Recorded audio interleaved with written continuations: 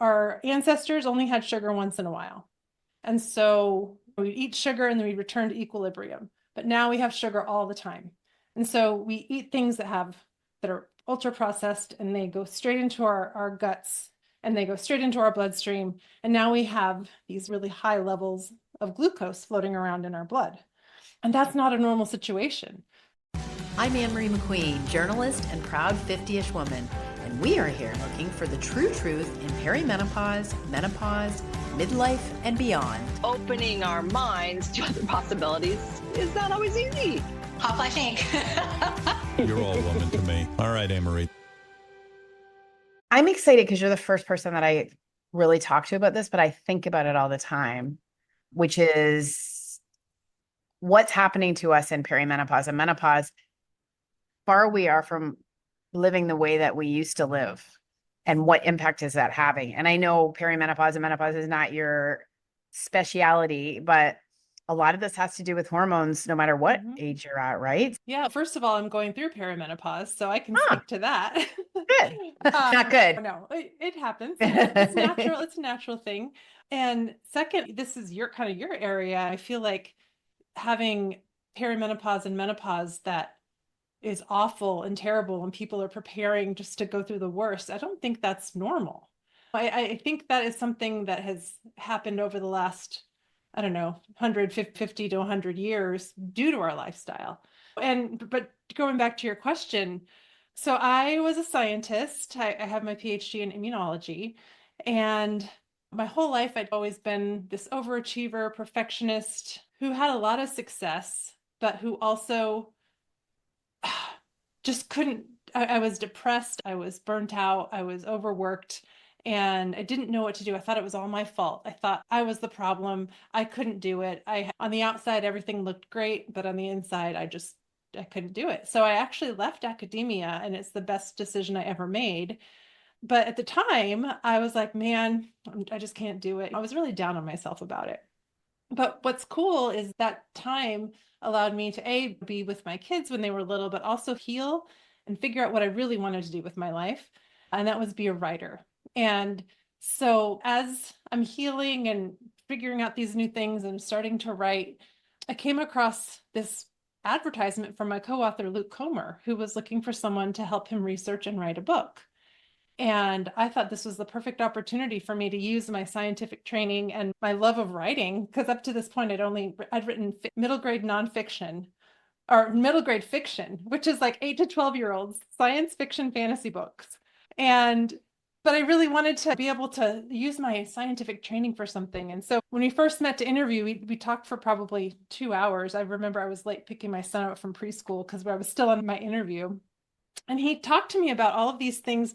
In his early 20s and 30s, he was feeling like modern society was not meeting his biological needs. And so he got really into evolution, and especially the evolution of our nutrition. And he's written a book about the nutrition aspect, really a deep dive into nutrition. But in the same sphere, he was noticing all these other places in our lives where our biological needs were not being met, our evolved needs were not being met. And so he had this vision for a book that talked about how our genes, our evolved genes throughout from the beginning of time to now. Okay, why did we evolve these genes? Why do we evolve these traits? And now that the world is changing so quickly, why was this mismatch between our environment and our genes that just keeps getting bigger and bigger, wider and wider? How is that affecting our health? And so we started talking about sleep and nutrition and work and nature. And then that's in our first book. And then this is going to be a series. So we also talk about social groups and child rearing and rituals and spirituality and all these things that have changed so quickly over time. And so the more I talked about it, the more excited I was about this concept. And I was like, yes, please let me sign up and do this. And it was really amazing because I feel like writing this book and learning all about our evolutionary history, our ancestors, and actually realizing that a lot of what I was feeling when I was in my PhD job and not being able to cut it, and I started to realize that it wasn't a moral failing on my part to not be able to do what I wanted to do. It was because external expectations of society and our environment were not in tune with what I really needed as a human being. And so it started really starting to heal me even more because I stopped being down on myself for not being able to do it. And I realized, okay, this situation's not my fault, but I am responsible for fixing it. And so the book has really changed my life in so many ways. Not only I'm a writer and I have a published book now, but just the things that I learned about my lifestyle, being able to be on podcasts with people all over the world. It's just been an amazing journey. So cool. You mentioned Mismatch, and Mhm. one of the leading people that I am lucky to know is Lara Briden. She's written a book called Hormone Repair Manual, and she's written a book on metabolism. She's the first person who introduced me to the concept of evolutionary mismatch, and perhaps Mhm. that's why perimenopause is so hard for us. So, can you explain to people what you mean by that? Yeah, the evolutionary mismatch theory is that as we evolved in our natural habitat, our genes and our biology would adapt to changing environmental things. But the environment didn't change really rapidly. The environment changed very slowly. And so we were able to, our bodies, our physiology was able to keep up with the changes around us, and our adaptations were actually very helpful. The thing that also started happening when became human beings and our brains were so big and we were really creative and intelligent is that we started to be able to change and adapt. We didn't have to wait for evolution to change our bodies or change our genetics. We were able to change behaviors to solve evolutionary problems. And that was a huge, giant leap for humans to be able to do that because it didn't take as long to change. And these are things that we could pass down verbally through education, through learning. And a lot of people have this feeling that, okay, now that we are these modern human beings, we've bypassed evolution. So we are not necessarily, our bodies aren't changing in response to the environment because it's our behaviors that are changing. And so now we have these evolved biological needs in the last, I don't know, 12,000 years since the agricultural revolution and we stopped being hunter-gatherers. That's not a whole heck of a lot of time for our genes to evolve. And we don't know what evolutionary changes are happening right now. We probably won't know for hundreds and hundreds of years what's going on, if we're evolving at all. But at the same time, we're changing our behavior, but our environment is changing so quickly, and it's compelling our behavior to change in order to keep up with the technology, to keep up with, I don't know, the pace of life. But life is just speeding up. And so the mismatch is what are the behaviors that our environment compels us to do, work 80 hours a week, eat processed foods, all of these things, versus what our bodies actually need. There's this just gap between what we need and what is available to us and what we're doing to ourselves. And so a lot of the things that um, we evolved to have, okay, when we were hunter-gatherers, sugar and sweets were very hard to come by. And so we evolved to when we found sweets, we ate as much as we could because it was the quickest way to get energy to our brains, right? And so now we're in this environment of just excess and abundance. And we still have this biological drive to eat sugar. But now that's all that's available to us is all of this sugar. It's not just a one-time thing like, okay, it's a special treat once a month or whenever we find a source of sugar. So that's where the mismatch is. We evolved for our sleep. We evolved our circadian rhythms to be really responsive to light. And but we evolved to be responsive to the natural ebb and flow of light of the day. Whereas now we basically have the same level of light all day long. And so there's that evolutionary mismatch. Or we're giving our bodies signals that it's not used to having. We're not in sync with how we evolved to receive these signals and respond to these signals. So that's what the evolutionary mismatch theory kind of talks about. This is affecting everyone. So, on a Oh, yeah. general level, what sort of is happening inside our bodies? We have all of these things called the diseases of modernity. And these are things that rarely, if ever, we suffered from when we were hunter-gatherers. People are able to, even though the hunter-gatherers who survived into today have been pushed to the fringes into these awful environments because nobody else wants these environments, that's where they've been forced to go. If they can still do the hunter and gathering way of life, they don't get these things either. So these diseases are like obesity, type 2 diabetes, heart disease, cancer, like we were talking about earlier, having extreme, horrible symptoms from perimenopause and menopause. These things just never used to happen. And it's because the way that what we're putting in our bodies, what we're exposing our bodies to, our bodies are doing the best that we can to handle it, but we just haven't genetically adapted to handle what we eat or how we interact through the day with light or how we work or how we're completely and totally isolated from our natural environment. We're the only species on the planet who doesn't live in their natural environment. And for any other species, that's almost a death sentence. I think it's really important for people to understand kind of that a lot of things, just because it happens so often, it starts to become normalized. And so I think the food industry and our healthcare industry and all of these things have started to normalize the fact that these things just happen. When you get older, you increase your risk for diabetes. When you get older, you lose bone mass and have osteoporosis and all of these things. And people just think that it's normal. And I want people to realize that A, it's not normal. And B, the fact that they're having problems and issues, it's not because they're weak or necessarily genetics does play a role in susceptibility and risk, but it's not their fault. It's because of what our environment is, just what we've just been accustomed to, what we've been acclimatized to. And it's causing all of these different issues. If you've listened to this podcast for a while, you know I'm a root cause girl at heart. And when we dive into what makes us function, you get right down to our mitochondria. They are like the battery pack for our cells. That means they're our power source. And don't you want to do a little house cleaning on your power source? MitoPure by Timeline contains a rare postbiotic urothalin A, and it works by promoting a process of cellular cleanup that clears out dysfunctional mitochondria. MitoPure's own testing has shown improvements in energy levels, recovery time, endurance, and more. Timeline is offering 10% off your order of MitoPure. Go to timeline.com/hotflash.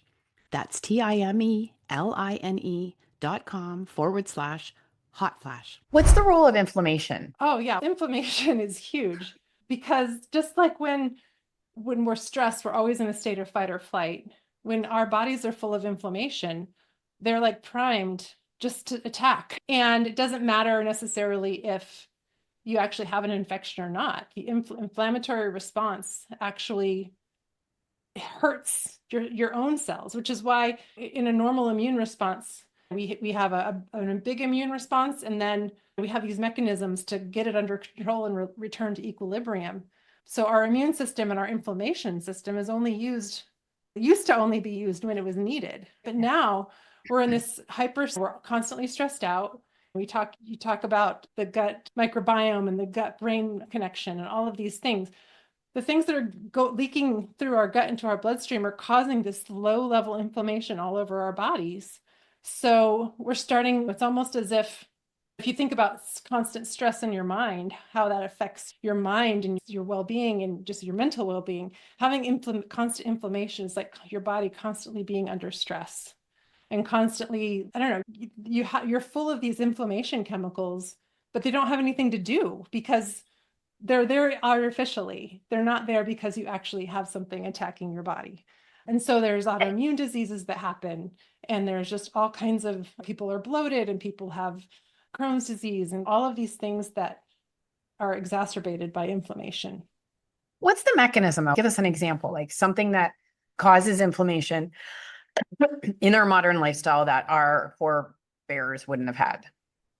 Yeah. I think, let me try to think of a good example. All right, for instance, so say we're having a lot of, like we were talking about earlier, our ancestors only had sugar once in a while. And so we eat sugar and then we return to equilibrium. But now we have sugar all the time. And so we eat things that are ultra processed, and they go straight into our guts and they go straight into our bloodstream. And now we have these really high levels of glucose floating around in our blood. And that's not a normal situation. So Yes. we have our inflammation starts because something is off, and our bodies are insulin receptors, and how we become insulin resistant and how we start pumping out more and more insulin and it's still not working. All of those things are causing all of these inflammatory cytokines and immune cells and things to be on a state of alert, because it's just not a normal environment for them to be in. And then once you start having this inflammation, there's antibodies, cytokines that start attacking normal cells and start attacking your pancreas and things like that. Your body is trying to respond to something that's not normal, and your immune system is becoming activated by innocuous things like sugar or the increase in allergens. People are becoming more and more allergic to different things because their bodies are already primed to have an immune response that might not have happened otherwise.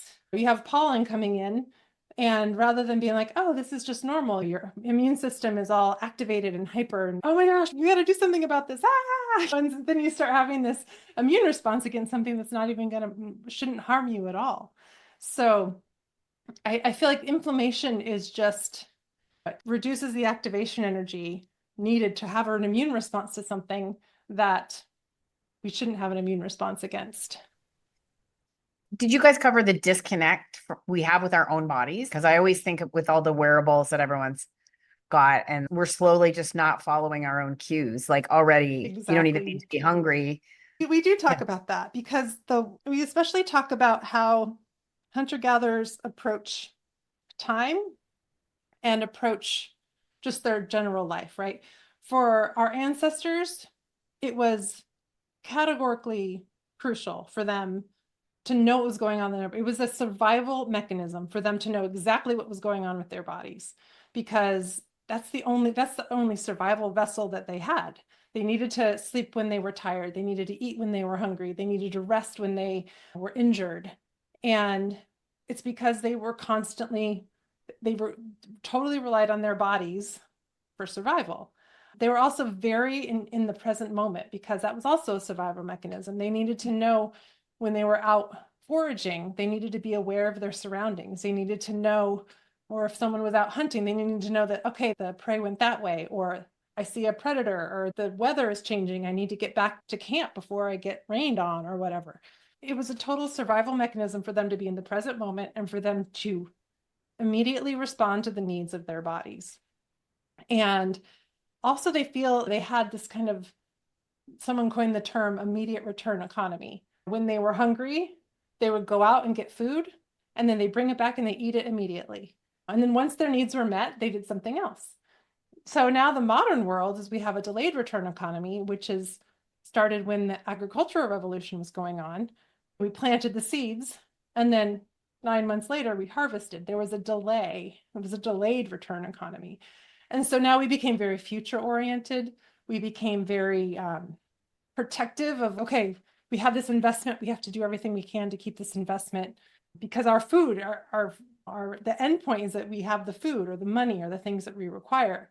Rather than meeting the need as we have it, we waited until we could harvest, and then we were able to meet our needs. And so I think this fundamental change in how we view time is really something that's going on, especially now. We're so disconnected with our bodies.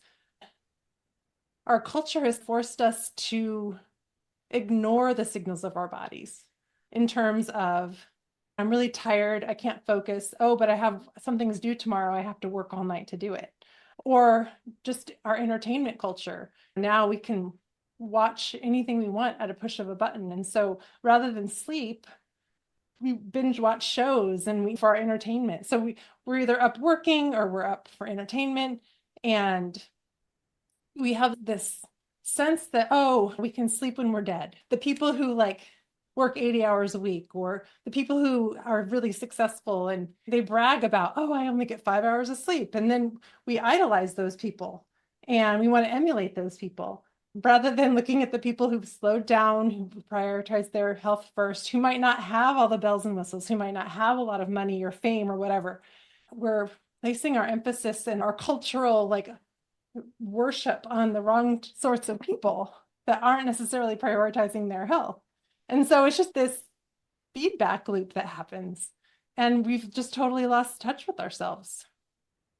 I was thinking there's also so many opportunities to go awry or astray these days. And AI just makes it even more. I have almost two full-time jobs right now. That can't go on for Wow. much longer, but I have a job and then I do this.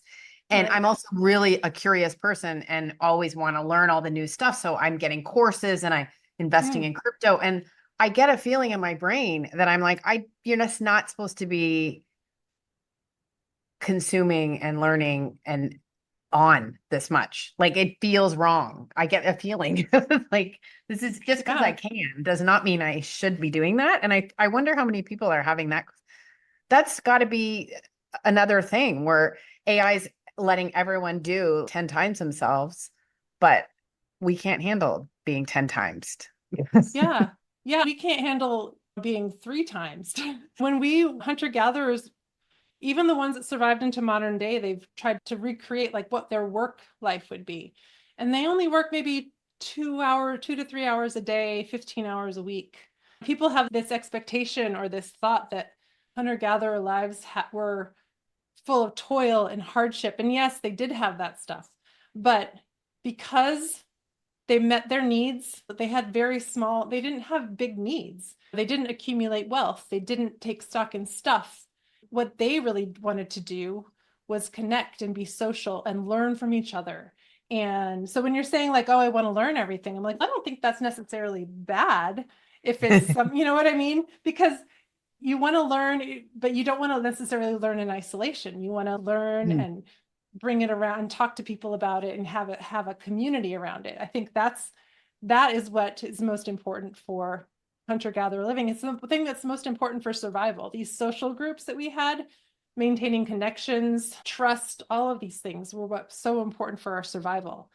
And even though we don't necessarily need any other person, someone can survive all by themselves without ever leaving the house. Everything could be done from the computer now.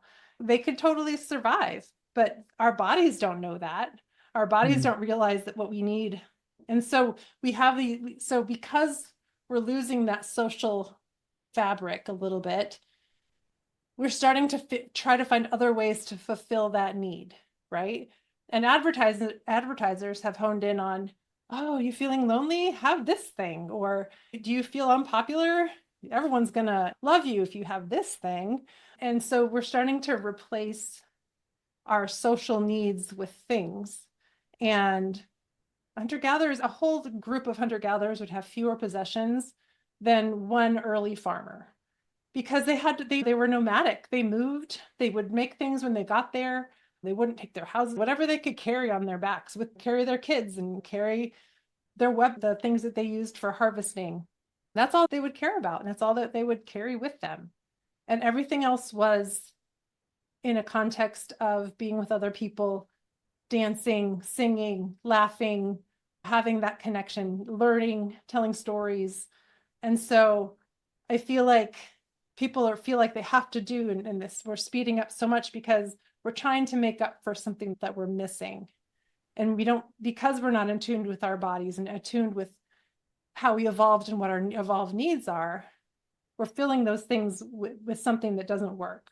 We're filling these needs with things that only make things worse. We fill it with sugar, we fill it with possessions, we fill it with being busy rather mm. than just being able to be, just to be, just to exist. Yeah, and now there's so many gadgets to fill in the way that you feel that isn't good. I've written about so many contraption to improve your focus and your mood, and it's an app and you follow it every morning and every Mm-hmm. night. Also, a contraption that I tried out at the recent Dubai Active show that entrains with, I still don't exactly know radio frequency, but it calmed me right down when I put it on my Wow. around my neck and they set it to an app. Like I swear to goodness, but these are just proliferating. You just have Mm-hmm. stuff hanging off you all day long to get some sort of equilibrium feeling I with it. think so. We like to say that biohacking and things like that are people experimenting on yourselves, making incremental changes and seeing whether or not they work for you. If you feel better, if you feel worse, let's change something small. That's what Mother Nature did over millions of years. Mother Nature is the original biohacker, right? The process of evolution has honed our bodies to survive and thrive in our natural environment. And so now we're basically trying a lot of the things that biohackers do, or the products that they create, are trying to help us return to that state, but through a circuitous way, rather than going just back to where we were. Like, oh, I still want to be really busy and work 80 hours a week, but I want to feel relaxed at the same time. So I'll have this thing to help me feel a little bit relaxed. And maybe those things are important because maybe they do decrease your cortisol, or maybe they do help you sleep. And those things are important, but we're missing the point, I think, of rather than just going back to the original source, which is Mother Nature and how we evolved. It's hard to change just the flow and constant pressure of the modern world. It's really hard to go against that current. And so we pick up these things to try to help us, but we're still in this big current, and we're still going this fast. We're still eating bad things, and we're still not getting enough sleep, and we're inside all the time, and we're sitting down, we're not moving. So we have these little things that are easy to do. Let's just wear this, it'll make me feel better, rather than really taking the time to get to the root cause. And I think that's what's so important about people who are doing functional medicine, people who are doing more holistic mind, body, soul work, because that's the work that we have to do to get back to our actual original needs. So you mentioned like 150 years ago, people weren't complaining about menopause and perimenopause. Made me think about the Hadsta women of Tanzania. That's a pretty famous study.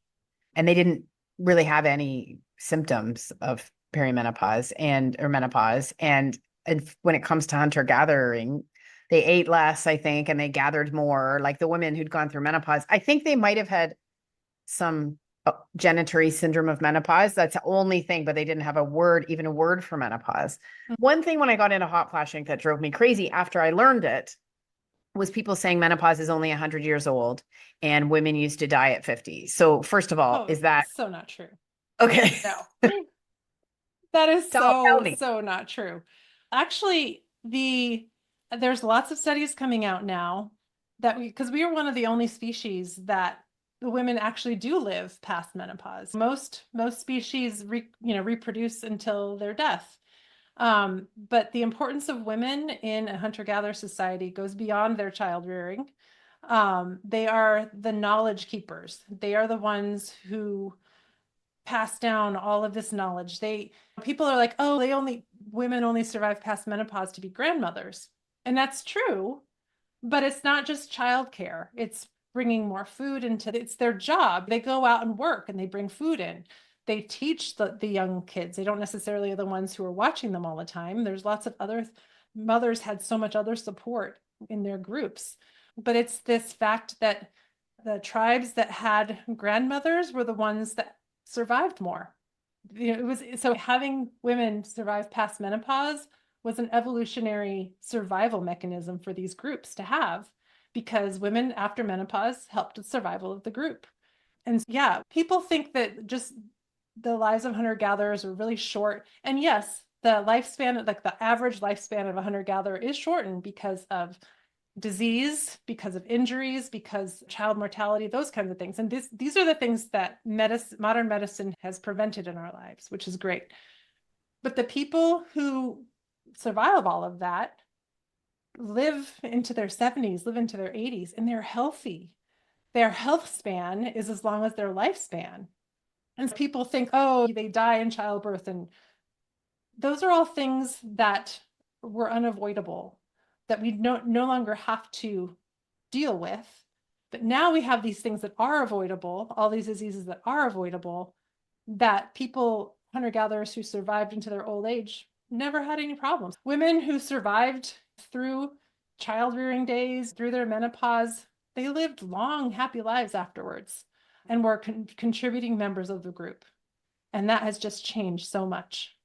Okay, so this is probably outside of your scope, but I'm wondering what you think, because there is quite a narrative that positions menopause as this tipping point where, because you lose estrogen, you become into a sort of hormonal withdrawal, estrogen deficient state, and then that puts you at risk for the rest of your life.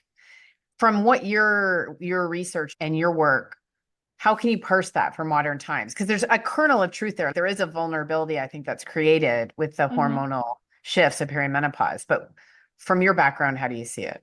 I guess what I can say is we have these shifts and they do put us at risk. But how come women always live longer than men on average?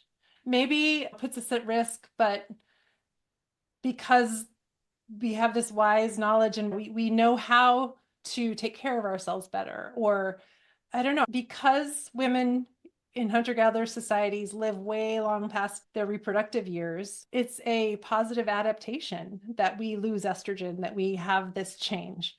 I feel like it's only the kind of these modern constructs that are, and maybe it's our lifestyle that now puts us at risk because we have these hormonal imbalances. We've always had these hormonal imbalances after a certain age. But now, because we're not exercising, because we're not eating well, we have all this inflammation.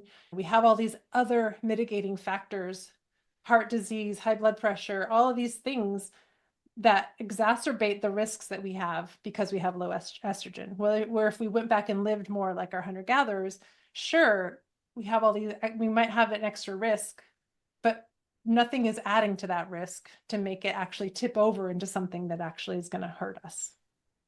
Okay, so you said you're in perimenopause and you're researching Yep. this book. What are you experiencing and what are you adding to your life with everything you've learned? Yeah, what's amazing is, so I started getting really bad headaches and I started getting really bad hot flashes. I'd wake up in the middle of the night just drenched with sweat. And about, I don't know, a year and a half ago, I decided I'm really going to start making this change. I started eating whole foods. It's not that I've cut out processed foods completely, but I've greatly reduced how much processed food I eat. I started working out regularly. I started lifting weights, and I don't have hot flashes anymore, and I don't have headaches anymore. And I don't have, in my family runs that we always have this GERD, that acid reflux disease. Mhm.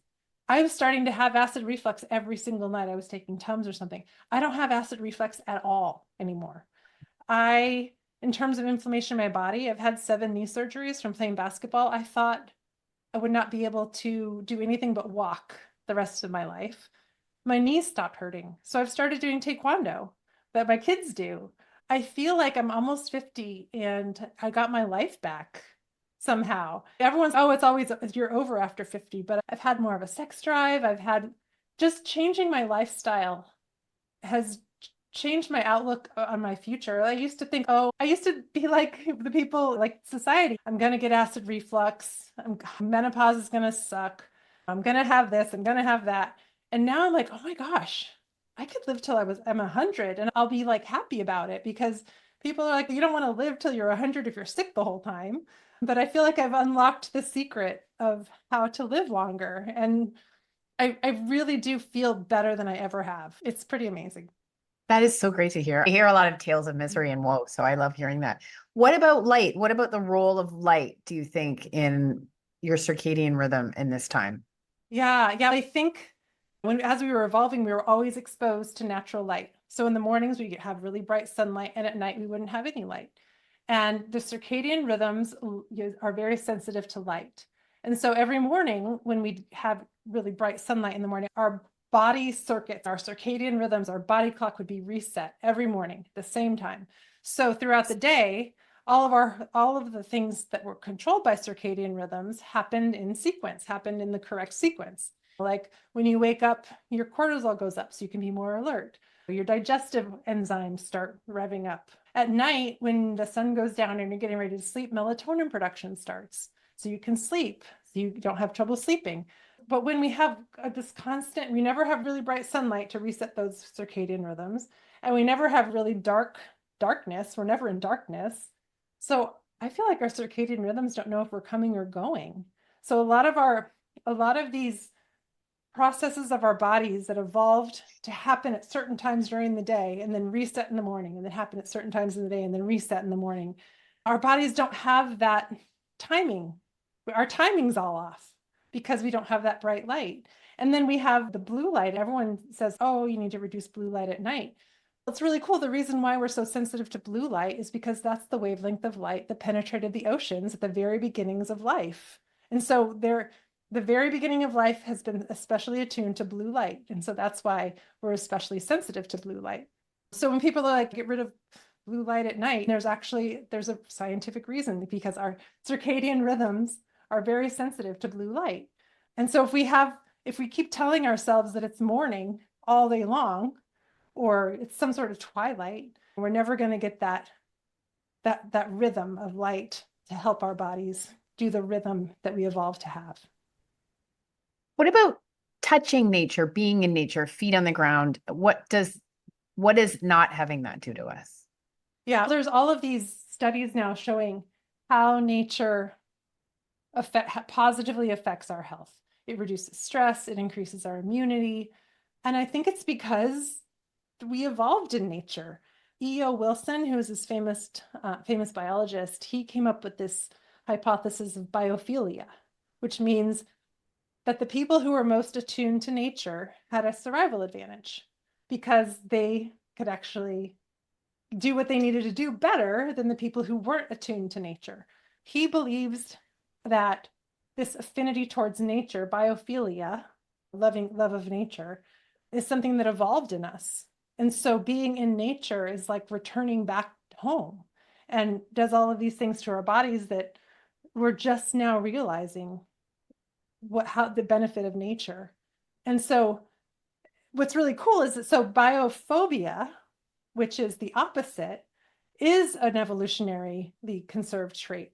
There are, for instance, like when Madagascar became isolated, Madagascar doesn't have snakes. But if you show a lemur a snake, they act like it's going to kill them. They're genetically programmed to look at a snake and freak out, like me. Wow, a snake. No one taught me to be afraid of snakes.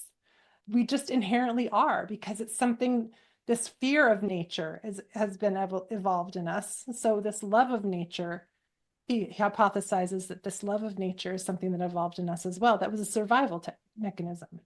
So I'm really happy that more and more people are learning this power of nature and learning what nature can do for them, because I think it's really important that if people realize what nature can do for them personally, health-wise, they'll be more willing to do something for it, and keep the nature out there, keep the environment clean. Let's stop the destruction of our natural habitat, because we aren't separate from it. People think that we are separate from it, but we're a part of this web.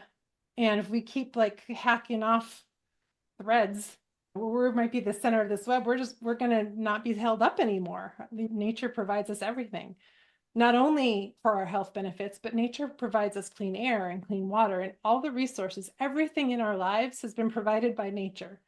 So I'm hoping that people realize that nature is good for us and we need to be good to it. I'm always amazed though, it's maligned somehow. Like I've actually seen people making videos saying you don't have time to get morning sunlight when you have two kids to get off to school. And I get it. I get it. But I feel like you could go outside with your coffee cup for a minute and get some sun. I feel like the natural stuff is maligned in a way. Like if you suggest it. Do you know what I'm talking about? Yeah, I think it all stems from, I think people feel like they're too busy. There's too much going on in their lives. They can't add one more thing. And that's a true thing. So I think for a lot of people to actually start making lifestyle changes, they have to really be critical of the things they have going on in their lives. Is that really necessary?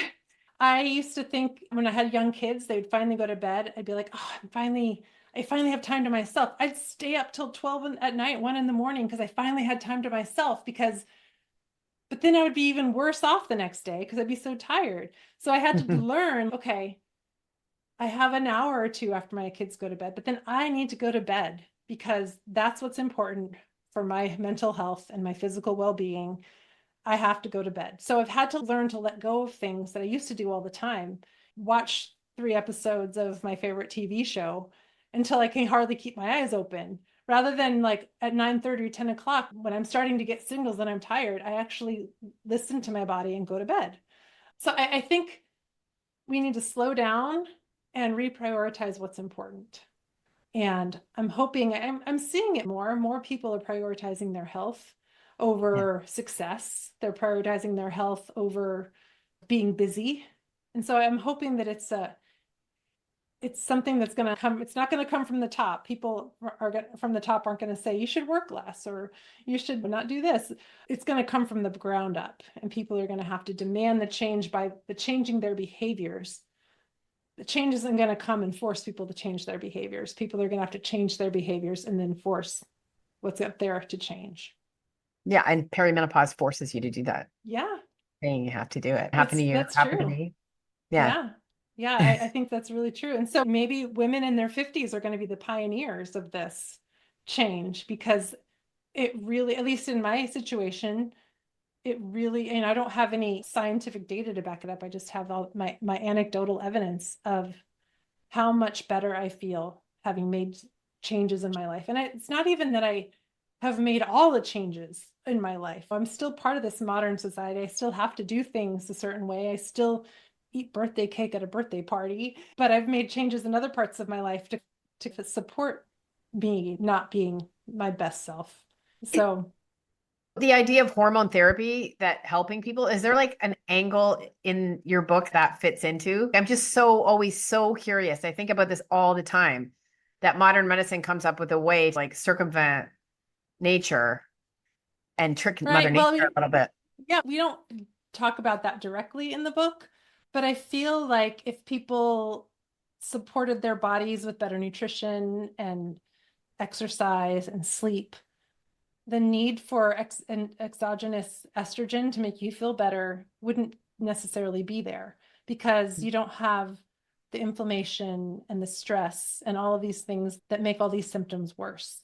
So I'm so glad that it's out there to help people who are really struggling, because I know some people who struggle so much, and I I feel so bad, because I'm like, oh my gosh, I feel so lucky not to have that.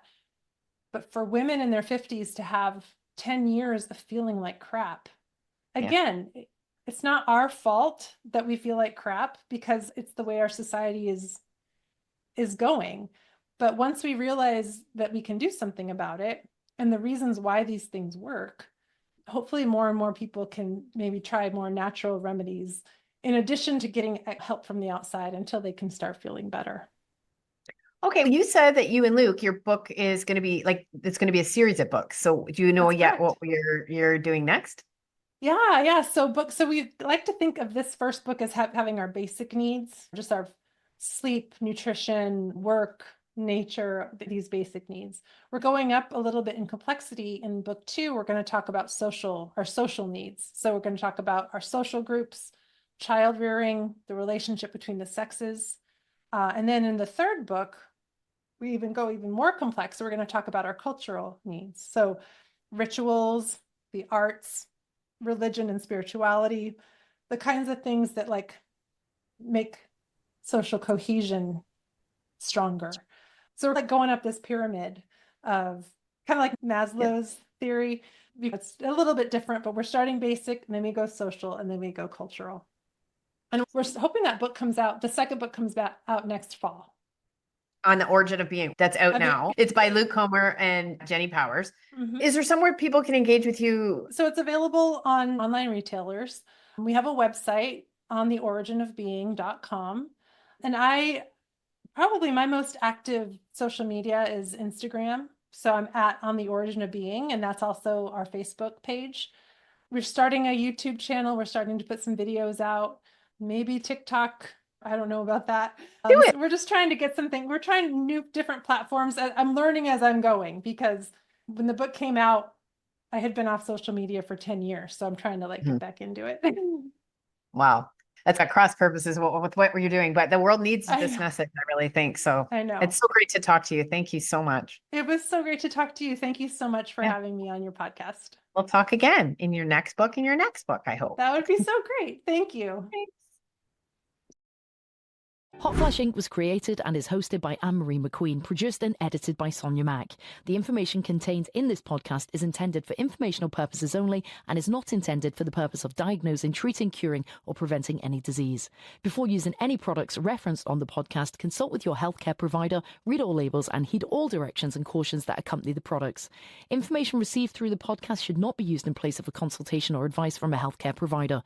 If you suspect you have a medical problem, i.e. menopause or anything else, or any health healthcare questions, please promptly see your healthcare provider. This podcast, including Anne Marie McQueen and any producers or editors, disclaim any responsibility from any possible adverse effects from the use of any information contained herein. Opinions of guests on this podcast are their own, and the podcast does not endorse or accept responsibility for statements made by guests. This podcast does not make any representations or warranties about a guest's qualifications or credibility. This podcast may contain paid endorsements and advertisements for products or services. Individuals on this podcast may have direct or indirect financial interest in products or services referred to herein. This podcast is owned by Hot Flash Inc. Media.